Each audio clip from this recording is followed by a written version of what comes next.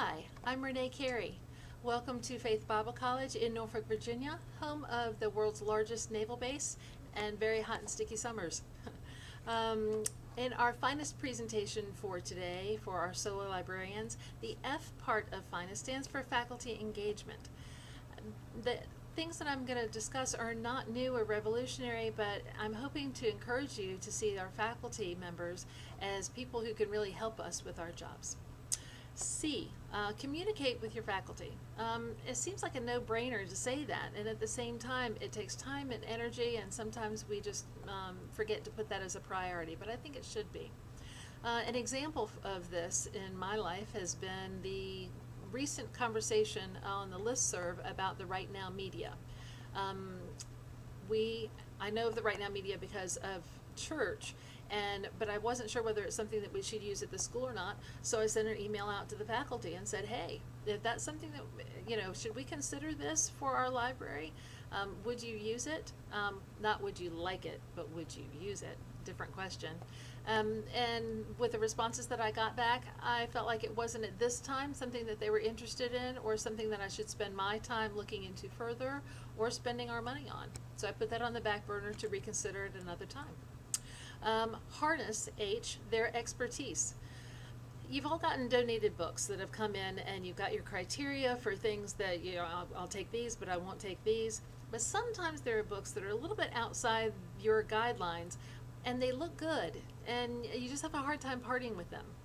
This happened to me last year, and I put in boxes some books that were relevant to certain courses that were being taught for that semester.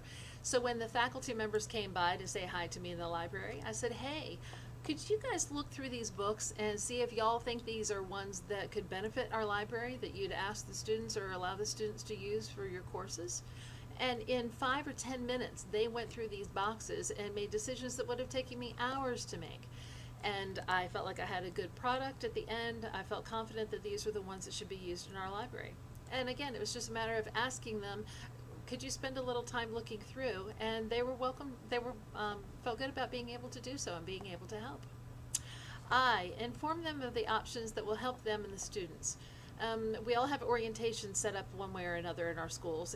What I do here at Faith is a 30-minute orientation in each of the classes. I ask the faculty permission to come into their classes. I don't say, hey, I really want to come in, or you really should allow me to, but I ask them. And I ask them based on the N, which is know what they're teaching. Yes, I know that know starts with a K and not with an N, but just work with me here. It worked.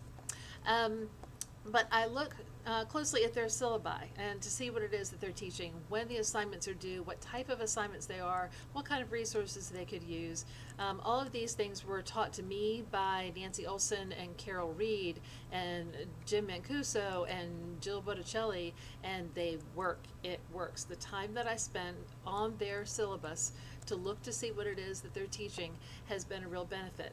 I design orientations around the materials that they're going to be teaching, and then I take it to the faculty, usually at the first faculty meeting at the beginning of the semester or during the time beforehand, so they have time to work it into their schedule. But I'll ask them, hey, I've got this that I think based on your syllabus could be beneficial. What do you think? Sometimes they think, okay, that might be something I'd like, or I might have something else. But I have yet for any of them to tell me no. Every time they've said, sure, come in and help me.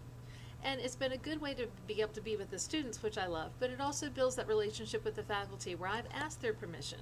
I didn't demand anything from them, but I asked them their permission, and they know that I was there to help their students, which is a lot more beneficial than just wanting to hear myself talk for 30 minutes.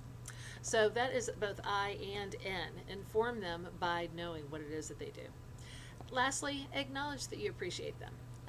Now, we all have faculty that we don't appreciate as well as others. We all have those.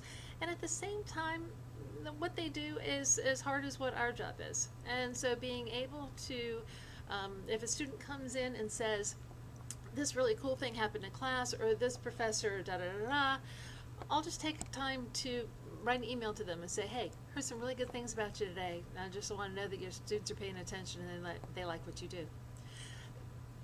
I'm a person to them, and I'm somebody that they don't mind. I'm not a threat to them. I'm not just trying to take up their time, but I'm there to help them. And by doing some of these simple things, it's just a way to build those relationships and in the end, build their trust. So I hope this helped encourage you to think of your faculty maybe in a different light than you had before. Now on to I. Thank you.